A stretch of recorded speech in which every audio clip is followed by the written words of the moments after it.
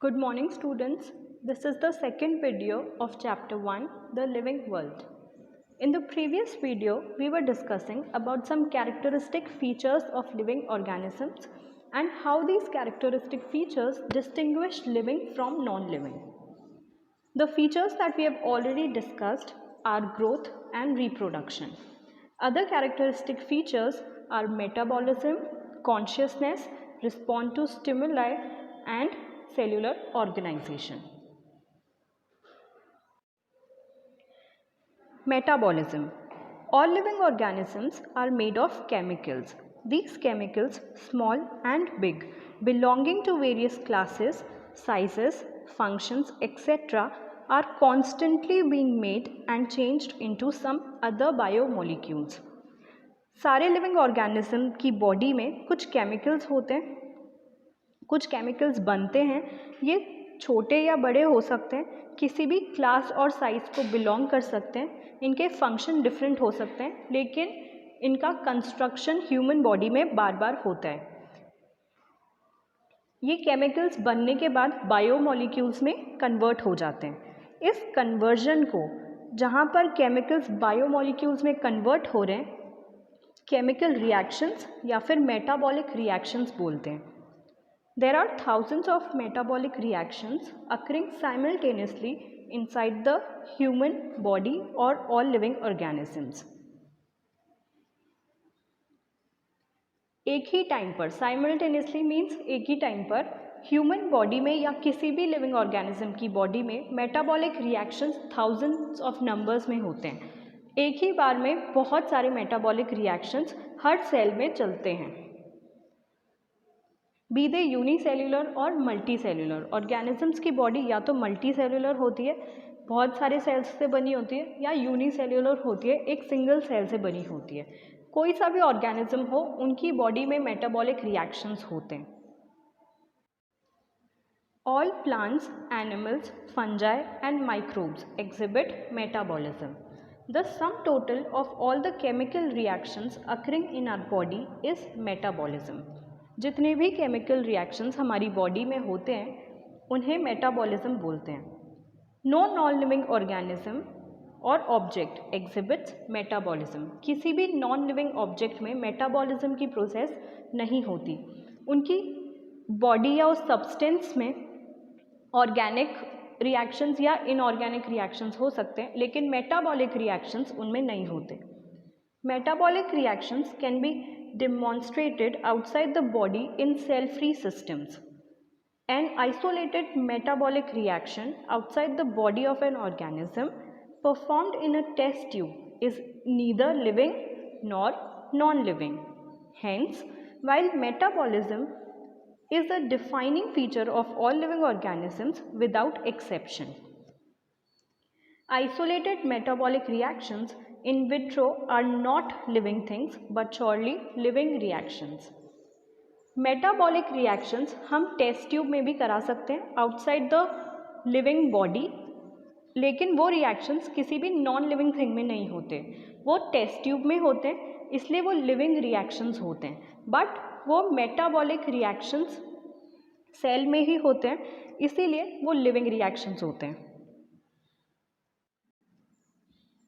Living organisms की body के बाहर इन विट्रो कंडीशंस में, मतलब आर्टिफिशियल कंडीशंस में मेटाबॉलिक रिएक्शंस कराए जाते हैं. टेस्ट ट्यूब के अंदर सेल को प्लेस करते हैं, उस सेल में मेटाबॉलिक रिएक्शंस होते हैं. उन रिएक्शंस को लिविंग रिएक्शंस इसलिए बोल रहे हैं क्योंकि सेल में रिएक्शन हो रहा है, लेकिन वो नॉन लिविंग थिंग में रिएक्शन नहीं हो रहा है. So metabolism is definitely a defining feature of living organism. इसी से रिलेटेड दूसरा कैरेक्टरिस्टिक फीचर होता है सेल्यूलर ऑर्गेनाइजेशन. अब क्योंकि मेटाबॉलिक रिएक्शन किसी भी सेल में ही होता है, तो सेल्स भी ह्यूमन बॉडी का या लिविंग ऑर्गेनिजम्स की बॉडी का एक डिफाइनिंग फीचर बन जाता है. Cellular organisation of the body is the defining feature of living forms. Perhaps the most obvious and technical complicated feature of all living organisms is the ability to sense their surroundings and environment and respond to these environmental stimuli which could be physical, chemical और biological. So, अगर हम cellular organisation की बात करें तो starting से हम ये पढ़ते आ रहे हैं कि ऑर्गेनिजम्स की बॉडी सेल्स से बनी होती है. सेल्स कलेक्ट होकर ग्रुप बनाकर टिश्यूज का फॉर्मेशन करते हैं. टिश्यू कलेक्टिवली ऑर्गन्स बनाते हैं. ऑर्गन्स कलेक्टिवली ऑर्गन सिस्टम बनाते हैं एंड इवेंचुअली ऑर्गेनिज्म फॉर्म होता है. सो सेल्यूलर ऑर्गेनाइजेशन की ये जो कॉम्प्लेक्स प्रोसेस है ये सिर्फ लिविंग ऑर्गेनिज्म में ही होती है. नॉन लिविंग ऑर्गेनिज्म या नॉन लिविंग थिंग्स में substances, chemicals, anything non living, उनमें सेल्यूलर ऑर्गेनाइजेशन की प्रोसेस नहीं होती है बिकॉज उनमें सेल्स नहीं होते. Cells are replaced by atoms. Next characteristic feature is consciousness. Consciousness simply means to respond to environmental stimuli. ये लिविंग ऑर्गेनिजम्स की बॉडी का सबसे कॉम्प्लिकेटेड फीचर होता है कि वो किसी भी स्टिमुलस पर रिस्पॉन्ड करते हैं. जब ह्यूमन बॉडी पर कोई स्टिमुलाई हिट करता है, फॉर एग्जाम्पल स्टिमुलाई में हम किसी भी चीज़ को मान सकते हैं, fire, ice, temperature, humidity, anything. तो स्टिमुलाई जब ह्यूमन बॉडी या किसी भी लिविंग ऑर्गेनिज्म की बॉडी पर हिट करता है तो लिविंग ऑर्गेनिजम्स की बॉडी रिस्पॉन्ड करती है. उस रिस्पॉन्स से हम ये समझते हैं कि लिविंग ऑर्गेनिज्म की बॉडी कॉन्शियस है. अगर किसी भी ऑर्गेनिज्म की बॉडी कॉन्शियस स्टेट में है मतलब वो लिविंग है. So non living things consciousness show नहीं करते और किसी भी स्टिमुलाई पर रिस्पॉन्ड नहीं करते. सो consciousness also becomes the defining property of living organisms. इसमें एक एक्सेप्शन भी होता है. अगर किसी इंसान की बॉडी कोमा में है तो हम ये मानते हैं कि वो कॉन्शियस नहीं है, लेकिन स्टिल वो स्टिमुलाई पर रिस्पॉन्ड करते हैं बिकॉज उनके केस में मेडिकेशन, ट्रीटमेंट और मशीन्स स्टिमुलस होते हैं जिस पर वो रिस्पॉन्ड करते हैं. सो हम ये मानते हैं कि वो लिविंग ऑर्गेनिज्म है. इसीलिए कॉन्शियसनेस को एक डिफाइनिंग फीचर माना गया है लिविंग ऑर्गेनिजम्स का. All organisms handle chemicals entering their bodies. All organisms therefore are aware of their surroundings. Human being is the only organism who is aware of himself, that is he has self consciousness. Conscious तो सारे living organism होते हैं, लेकिन self consciousness सिर्फ humans में ही होती है क्योंकि वो खुद के बारे में अवेयर होते हैं. When it comes to human beings, it is all the more difficult to define the living state. We observe patients lying in coma in hospitals virtually supported by machines which replace heart and lungs. The patient is otherwise brain dead. The patient has no self-consciousness. Are such patients who never come back to normal life, living or non-living. जो patients coma में होते हैं इसके हम already discuss कर चुके हैं कि वो स्टिमुलस पर तो रिस्पॉन्ड करते हैं पर वो कॉन्शियस नहीं होते बिकॉज उनका ब्रेन डेड होता है. In higher classes, you will come to know that all living phenomena are due to underlying interreactions. Properties of tissues are not present in the constituent cells but arise as a result of interactions among the constituent cells. Similarly, properties of cellular organelles are not present in the molecular constituent of the organelles but arise as a result of interactions among the molecular components comprising the organelle. These interactions result in emergent properties at a higher level of organization. This phenomena is true in the hierarchy of organizational complexity at all levels.